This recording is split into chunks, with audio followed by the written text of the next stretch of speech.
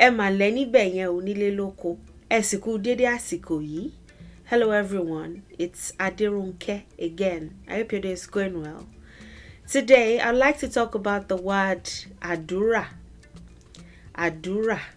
I apologize if the lighting is not too good. I'm surrounded by artificial lights because it's dark outside and it would be no use to open the windows. Many times I use artificial lights because I work with my current shift. I work earlier in the day.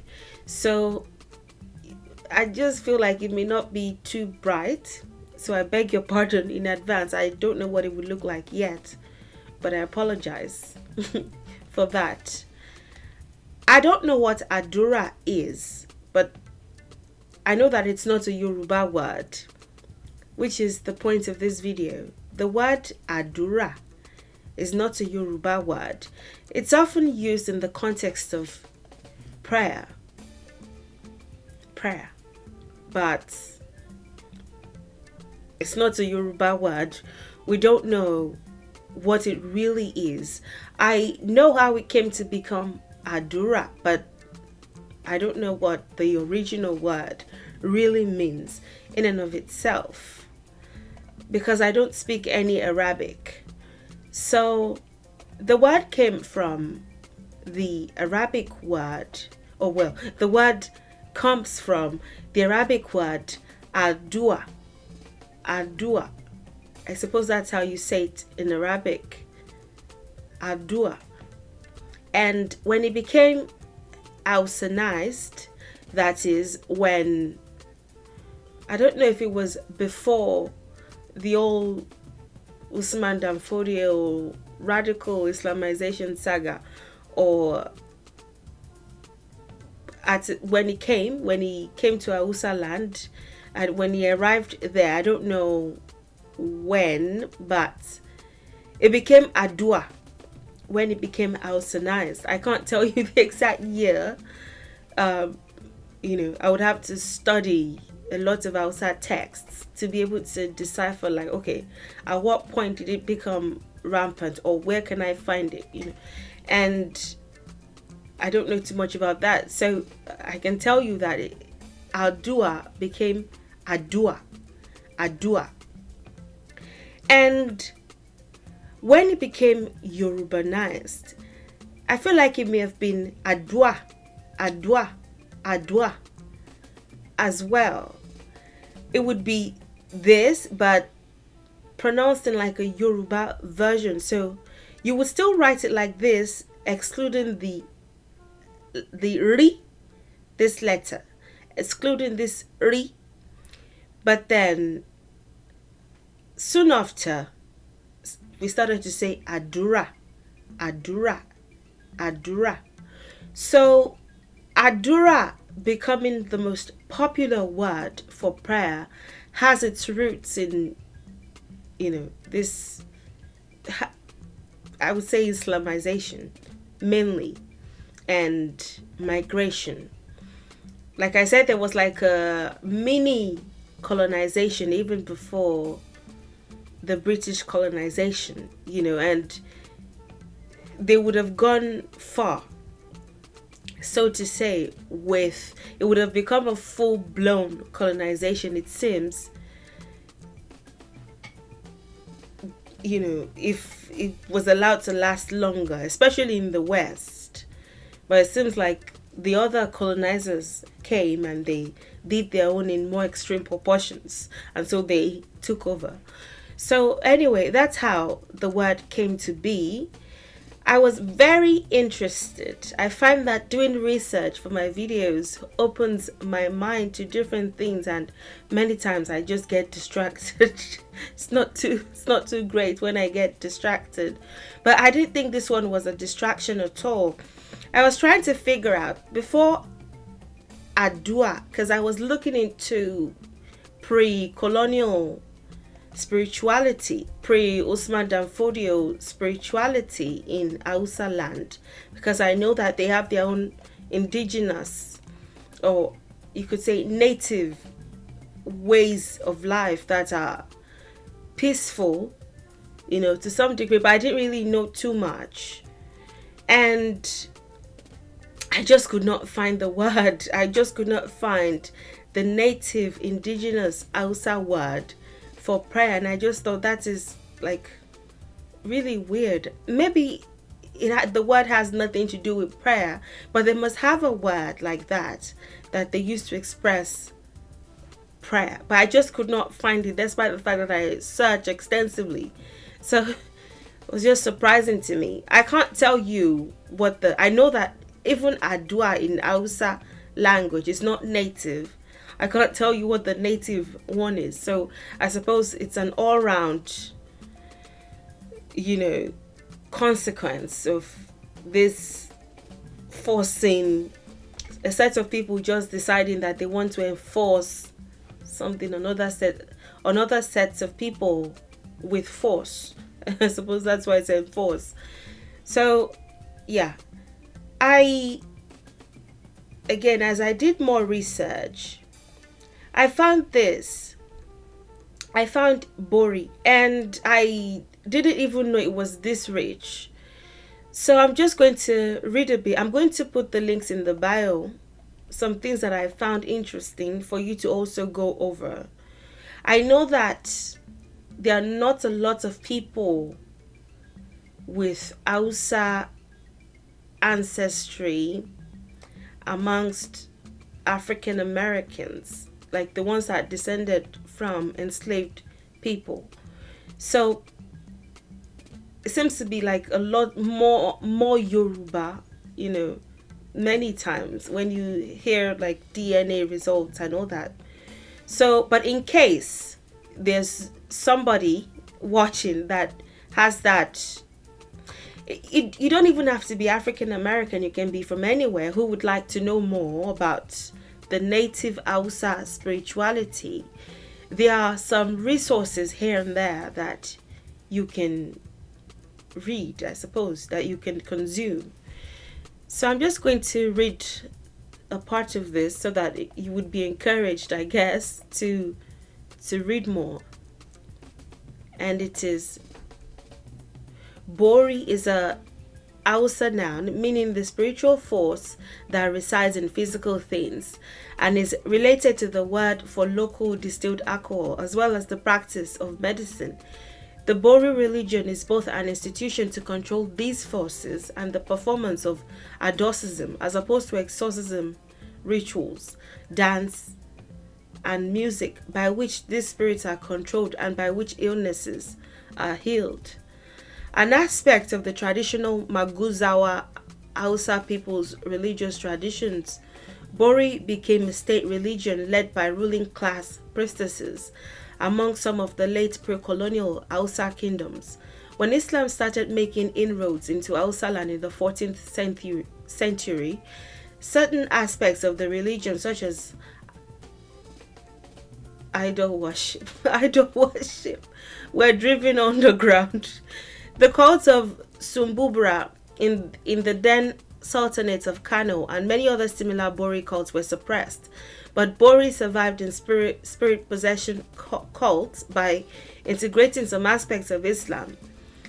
This is interesting because I feel like even with our people that were taken to South America and some parts of North America, especially the Spanish speaking, or even places like Portugal, Brazil, I apologize, as a country, Brazil, there's a lot of syncretism, that a lot of people are sort of adamant about letting go of, because it was like a survival tactic then to combine send this with Shango and send that with this. And so if you tell them that it's over now, we can now practice the spirituality as it is supposed to be, there's a lot of like resistance, like I just want to believe that Jesus is Obatala and call Jesus Obatala just so that nobody sanctions me. There's still that ancestral fear about, I hope nobody would notice that I'm practicing my spirituality. So I just found that interesting. The Bori spirit possession priestesses maintained nominal influence over the sultanates and all that. So you can read this on your own time. Animism is, and I feel like at some point it would be that these fancy terms would no longer be used to describe a lot of things that are recognized in spirituality, especially as science continues to prove from now and even into the future that a lot more things are sentient than we think they are. I think recently it has been proven that water has memory, that water has moods, that water can feel. And this is not just waves or but even water itself. And plants can feel. They might be at a lesser degree than certain animals or certain beings, but plants can feel and all that. So the more science reveals these things, this animism, concomism, jagbajamism, these fancy terms that we use to describe these things, will slowly be used less, I think. Animism is the belief that objects, places, and creatures all possess a distinct spiritual essence. Potentially, animism perceives all things: animals, plants, rocks, rivers, weather systems, human handiwork, and perhaps even words, as animated and alive. So, words especially, which is one of the reasons why this entire thing that I'm doing, this entire video, is important. Knowing what the original is and what it means. What colonization did to us as a people is it made us somewhat less able to think, I think, even from the Yoruba perspective.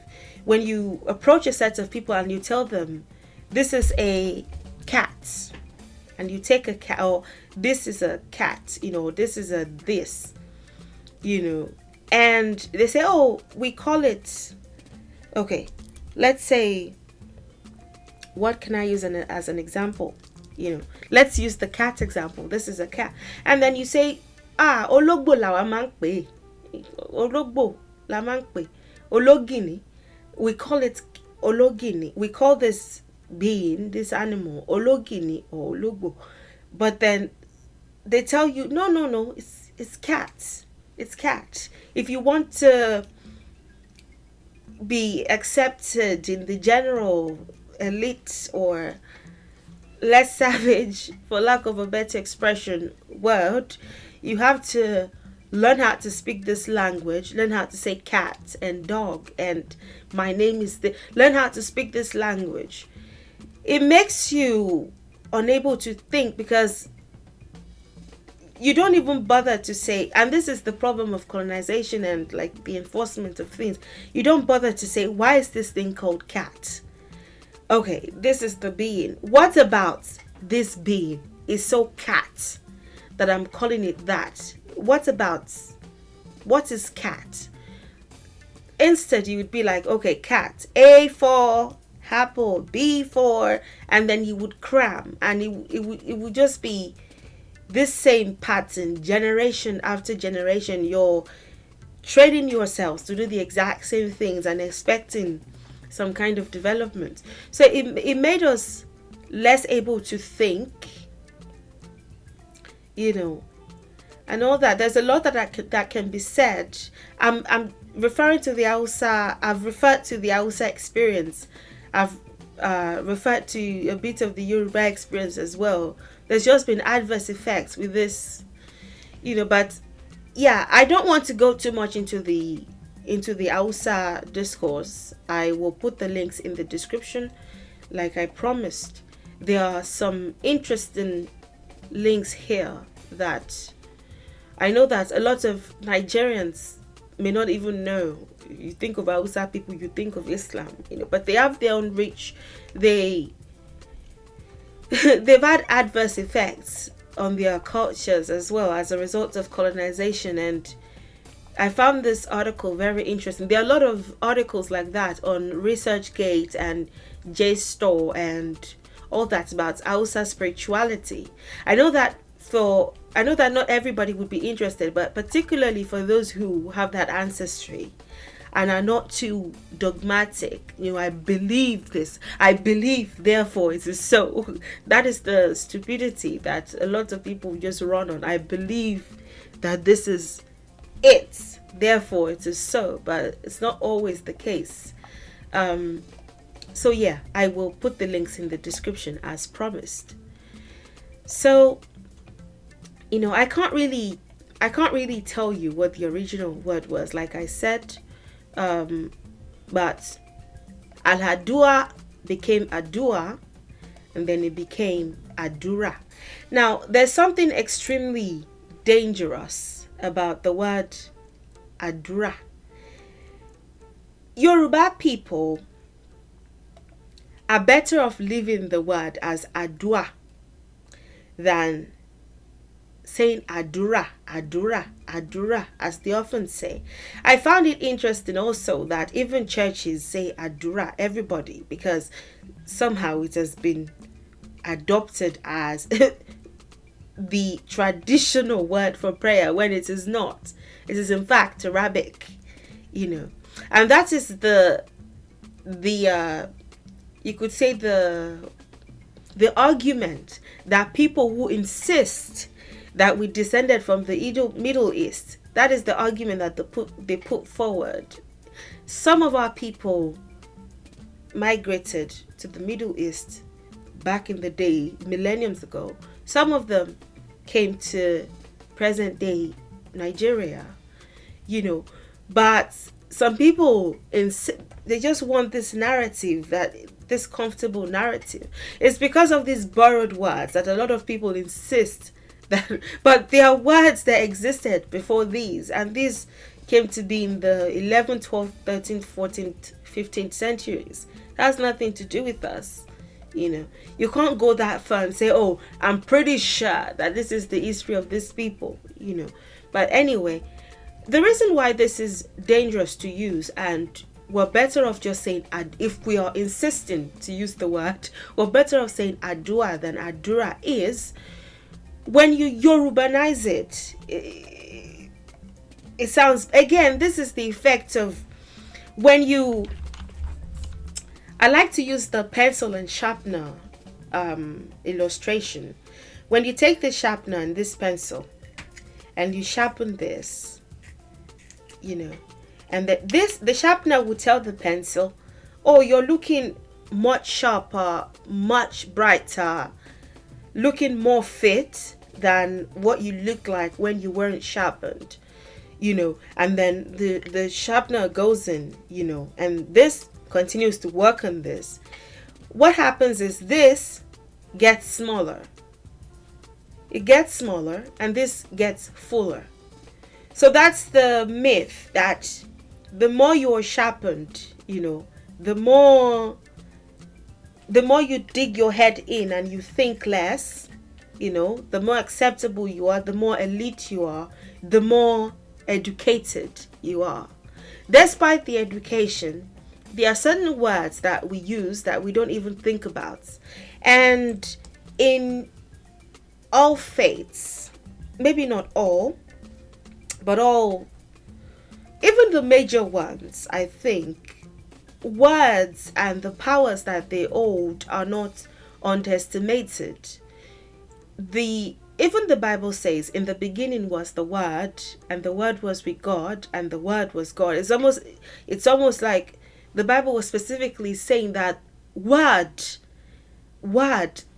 I don't know, you might want to fancify that further and say manifestation or, speech or whatever you want to say, but words are really critical. And if you're using the wrong words for certain things, then you're doing yourself a disservice. This word is really bad. If you look at it, is the noun maker here, and it is the thing that is. Do is to verbally offer or contribute. Da would be to physically offer. Da to offer, to contribute, but there will be something physical to some degree. Do is more like verbal. So when you say mo dupe, for instance, mo dupe, mo du ope, when you combine do and ope to form dupe, do is to verbally offer. Ope is thanks. Ope is thanks. Gratitude. So when you say mo dupe, you're saying I offer gratitude, but the offering there would be, verbal.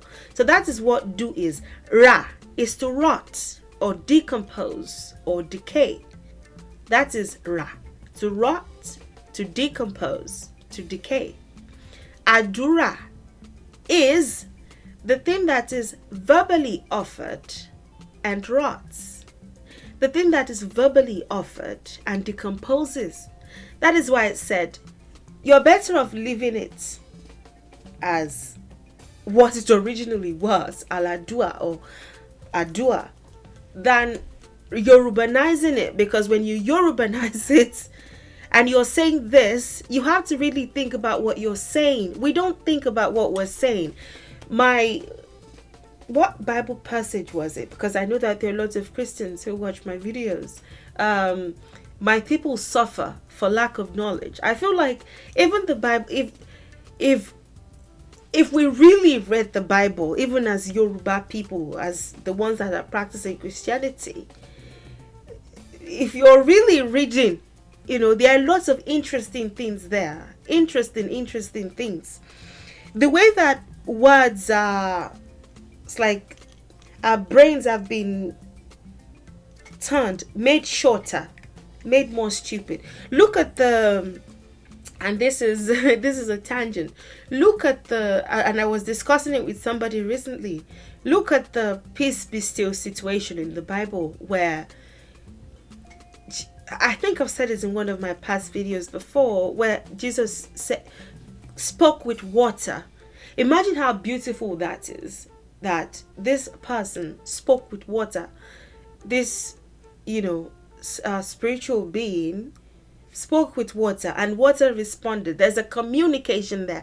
The beauty of that passage is often ignored, and the way that it is taught in such a dense way, you think Jesus commanded the water, peace be there's this sort of really dense, really daft approach even to things, that is just, it's just really hard to ignore. It's really hard to ignore. Look at that scenario, for instance. Look at the use of that word. Look at the wrong interpretation that it is given us. Jesus commanded the water, as if water is something to be commanded. There's a lot of interaction with nature, even in the Bible and all that. If people were really reading and not reading like dogmatic people, and I apologize, but it's true, then they would even enjoy what they are reading more, So, but anyway, this is what you're doing when you say Adura. You're saying the thing that is verbal. So this is what you're doing. You're making verbal offerings that decompose, that decay, that rot. If a verbal offering rots, it must be that it is unfruitful or unsuccessful. A prayer that is unsuccessful, that is unfruitful. That is why it is dangerous to use. You say, mo fe se Adura. I want to do the thing in which I verbally offer something that rots. Adura. For goodness sakes. We've even lost our ability to think of what we're talking about when we use certain words. Despite the fact that even in our respective faiths, the importance of words being like the first major establishments on this sphere that can make things work and can destroy things. Well, even our words, we don't even know how to pay attention to them anymore. Despite the fact that they are in this so-called books that we always want to believe that they explain how the world works in full, and that we don't need to, we're only here to follow what these man-written books say. I am trying to be sensitive without to present my thoughts, but it's just really interesting. So again, if you're going to say, okay, well, I don't care, I like the Arabic word, you're better off just keeping it as what it was than pronouncing it like this and, saying rubbish, so to say, you know. So what's the correction? What's the proper Yoruba word? Correction. Iwure or isure is the word you're looking for. Isure or iwure.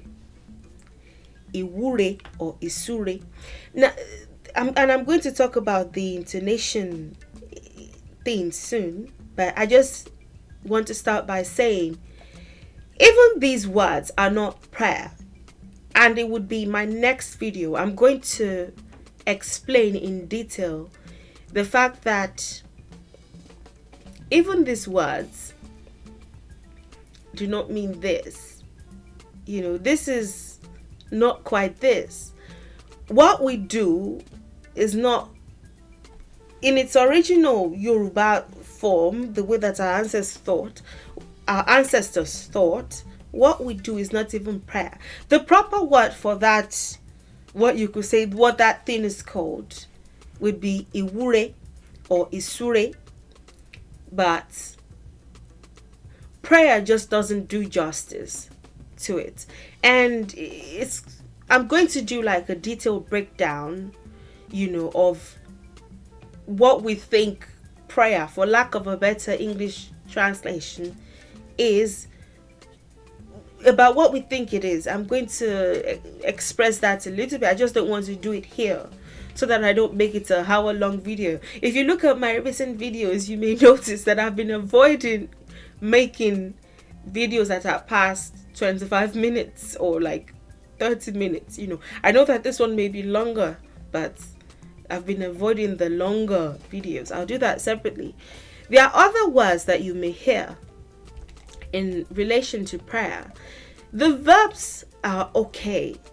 Be, toro, bere, and all that. But these words do not really do justice, So you can't say, oh, the Yoruba words for whatever prayer is, are these, or these are perfect equivalents. No. Even the nouns are not. You may see the appearance of certain verbs because sometimes it may involve, actually hardly, but the nouns themselves as like, no, they don't work. Ikirun is greeting or paying obeisance to Orun in reference to kowtowing. So when people say kirun, kirun, kirun, kirun, this is kind of what they are referring to, the kowtowing and the bowing and the, we don't even like the way Orun is thought about in Islam is like one heaven. We don't even have heaven in the Yoruba philosophy. We don't even think of one place somewhere that has streets of gold and is heaven. The original Yoruba thought is so much different from what the majority of us are doing today, which I'll try to touch on. But Ikirun, greeting Orun, we don't know what this is, and so it's typically said among Muslims, and it just doesn't apply in general to prayer, within the Yoruba like sphere. Ebe is begging, but it's not quite that.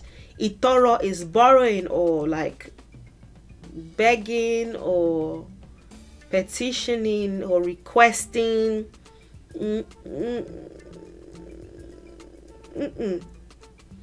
Not even requesting, but well, could be requesting as well. But none of the Iberi, asking, none of these even work. None of these work. So like you may come across these words, but none of them do justice, and none of them really represent the Yoruba, prayer, for lack of a better translation. There's something I wanted to touch on the intonation, because I noticed that I was fluctuating between iwure and iwure and isure and isure. So they are just like, you would even write them the same. That's the thing. Iwure, domire, isure, isure. You may hear that it's a combination of the words iwu and ire. So iwure, isure, iwure, isure. But because our intonations, the way that we apart from dialects, this is not even a dialect issue. This is more like an intonation issue, not issue, matter. You may hear iwure, just a tiny bit of emphasis here. Iwu, iwu, iwure, iwure, isure, isure. So you may hear that. If you're attentive, you may pick that up, but they are essentially saying the same thing, the same tone marks, the same way of writing it, but just slight differences in the intonation. These are the nouns, iwure, isure. These are the verbs, wure or sure. Mo fẹ́ súre fún wọn. Mo fẹ́ wúre. Mo fẹ́ wúre fún wa. Wúre.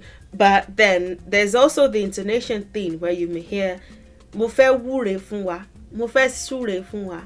So súre, súre, wúre, wúre. You would write them the same way. There's just slight intonation, differences. These are the verbs.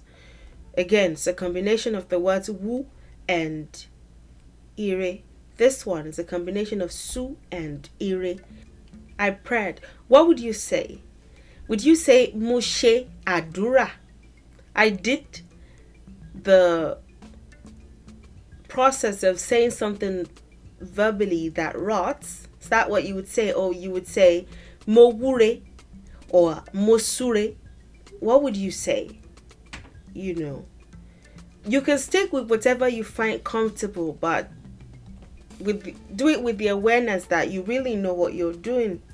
I'm not forcing anybody to change what they've always known. Like it's always up to you. But I'm just highlighting something here for you to pay attention to. Wure and sure are very interesting, and so I would do them separately. And it's going to be part of my in and of itself videos. I would just say something along the lines of Iwure is not prayer, or Isure is not prayer, something like that, so that I can show you what the word really is and what the Yoruba approach to prayer is. Again, there's no word that perfectly, no one word that perfectly explains it, but it's not what we do. Iwure is not quite like prayer, but I will analyze it in the next one. Again, I'm trying to avoid having an extremely long video. If you have any questions, please don't hesitate to ask. Thank you for watching. Thank you for your time. Thank you for your support.